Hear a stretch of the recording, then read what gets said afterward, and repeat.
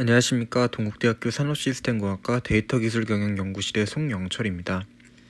이번 영상에서는 Innovation Path and the Innovation Performance of Low Technology Firms, an Empirical Analysis of German Industry 논문 발표 시작하겠습니다. 해당 논문은 2009년 리서치 폴리시에 실린 논문으로 현재 576회에 인용된 연구입니다. 본 논문의 목적은 높은 R&D 활동과 높은 혁신을 동일시하는 것이 아니라는 의견에 동의하며 현재 기업 수준 데이터를 대상으로 첨단 기술, 중간 기술, 저기술 기업의 제품 및 혁신 성과는 어떠한 관계를 가지고 있는지 실증적으로 확인하고자 합니다. 본 발표의 목차는 연구 논문 흐름과 같습니다. 연구 배경입니다. 2009년 당시 하이테크와 로우테크 개념은 경제정책 논의에서 계속해서 등장하고 있었고 OECD에서 제조업을 첨단, 중간, 저기술 분야로 분류하면서부터 많은 연구에서 채택되어 사용되었습니다. 첨단, 중간, 저기술을 분류해서 혁신을 해당 분류, R&D 활동과 연결지어 이야기하고 있었지만 R&D는 혁신을 위한 한 가지 방법으로 높은 R&D 강도와 높은 혁신성을 동일시할 수 없고 기술 분류가 아닌 기업 수준에서 차이를 고려하지 못한다는 점에서 비판을 받고 있었습니다. 따라서 본 연구에서는 OECD에서 정의한 저기술, 중간기술, 첨단기술의 분류를 따르지 않고 레글러와 프리츠가 제안한 R&D 투자 비용 비중을 이용해 분류하여 연구를 진행하려고 합니다. 분석에 앞서 혁신과 관련된 요소와 혁신의 정의를 확인합니다. 기존의 혁신은 R&D 투자가 신제품으로 나오고 이는 곧 혁신이다라는 의견을 지니고 있었습니다.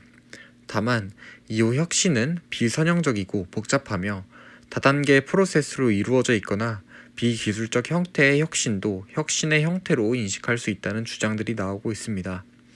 또한 첨단 기술에서만의 혁신이 아닌 실제로도 첨단 기술의 혁신이 중간, 저기술 부문에도 확산되고 있고 반대로 중저기술 기업도 첨단 기술 분야의 지식 창출 활동에 참여하고 있었습니다. 이렇게 모호한 혁신의 의미를 본 연구에서는 슌페터적 이해를 통해 혁신은 목적을 위한 수단이고 목적은 경제적 성공, 경쟁력 강화 또는 성공이다라고 정의하였습니다. 따라서 혁신 유형은 신제품 개발 형태 외에도 신제품 관련 서비스를 개발하고 혁신적인 제조 기술 및 조직 개념을 포함할 수 있다고 주장합니다.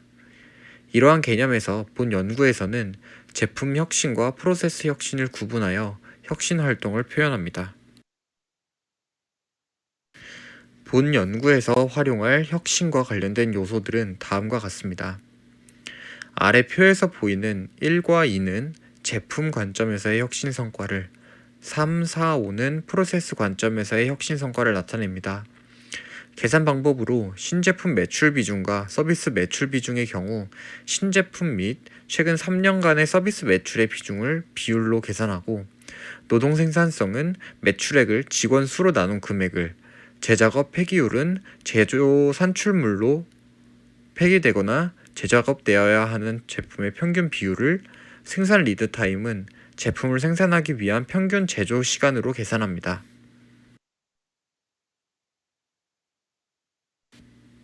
본 연구에서는 독일의 제조 회사들을 대상으로 분석을 진행하였습니다. 독일 내 직원이 20명 이상인 제조 회사를 대상으로 제조 기술 구현, 조직, 혁신, 협력, 이전, 성과 지표, 제품 및 서비스 등 세부적인 조사를 독일 정부 차원에서 조사하고 있는데 해당 데이터들을 활용합니다. 기계, 전기, 화학 제품들을 포함하여 각 산업 제조 분야들이 분포해 있습니다.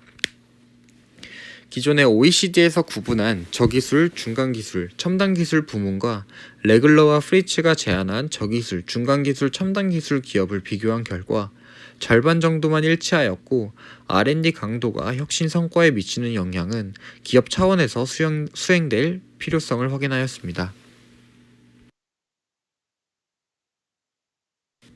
사전에 정의된 5가지의 혁신 성과를 대상으로 저기술, 중간기술, 첨단기술 기업을 나누어 일원 분석을 진행해 서로 차이가 유의미하게 나는지 유의성을 0.05 수준으로 원웨이 아노바를 통해 확인하였습니다.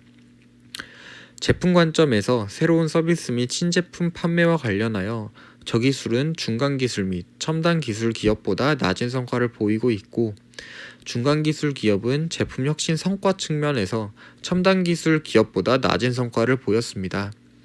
프로세스 관점에서는 저기술 기업과 중간기술 및 첨단기술과의 혁신 성과는 크게 다르지 않았습니다. 저기술 기업은 제품 차원에서는 낮은 성과를 보이지만 프로세스 관점에서는 비슷한 성과를 보였습니다. 다음으로는 제품과 프로세스 혁신 성과를 선형 회귀 분석을 통해 그 관계를 확인하고자 합니다. 오른쪽 그림과 같이 5가지의 혁신 성과를 대상으로 모두 같은 포맷으로 분석되었으며 각 참조 부문은 아래와 같습니다.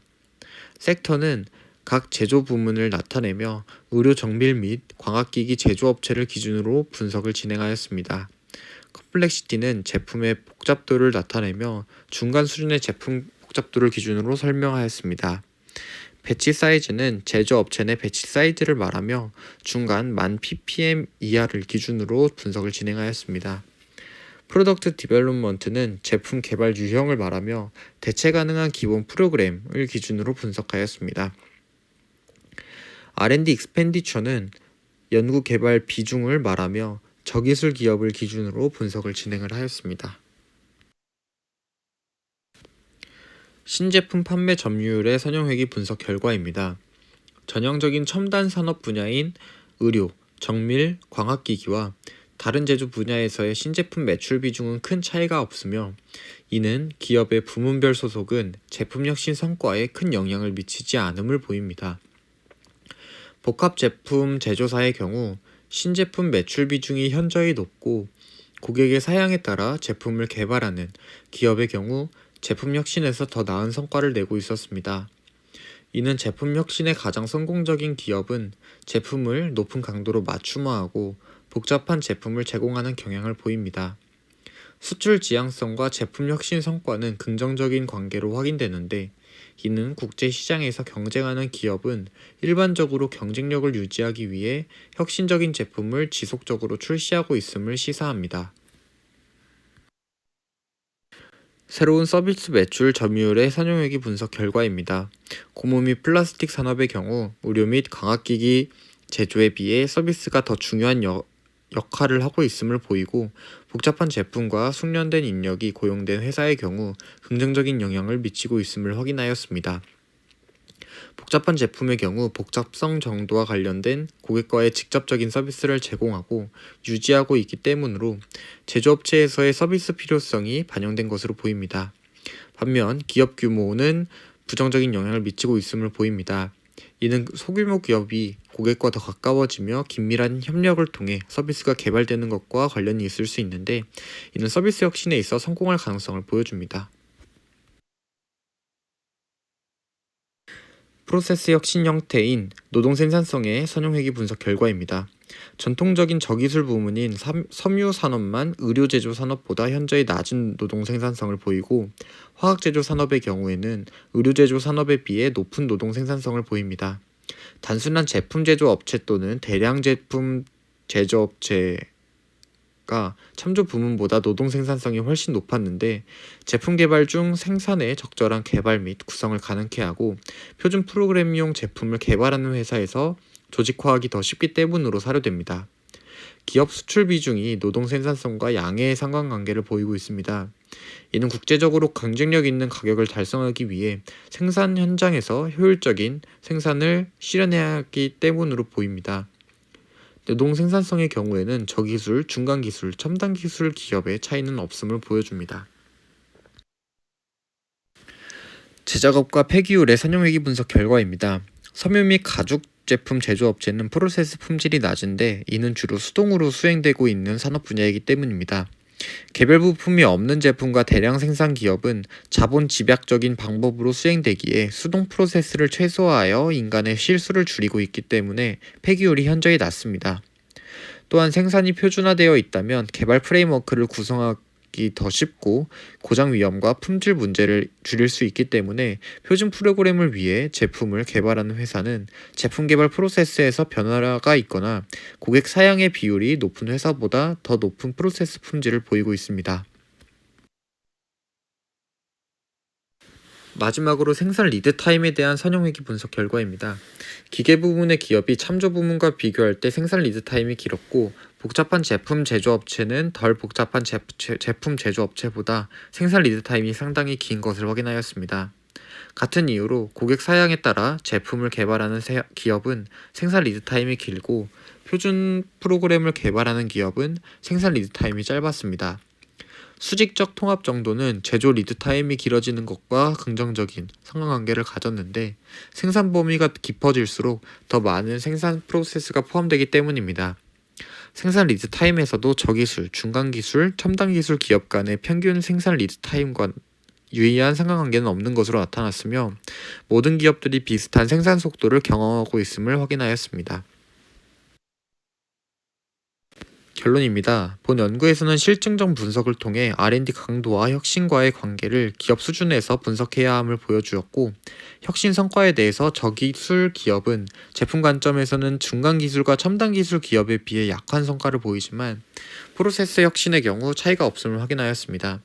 이로써 저기술 기업도 다른 부문의 기업들만큼 생산 프로세스를 효율적으로 혁신할 수 있음을 보여줍니다. 한계점으로는 본 연구가 고임금 국가에 속하는 독일의 제조업체만을 대상으로 분석하였기 때문에 다른 국가의 경우에도 동일한 결과가 도출될지 확인해 보아야 합니다. 또한 제조업체가 아닌 예를 들어 서비스 기업과 같이 다른 형태의 기업에도 적용해 보아야 한다고 말하고 있습니다.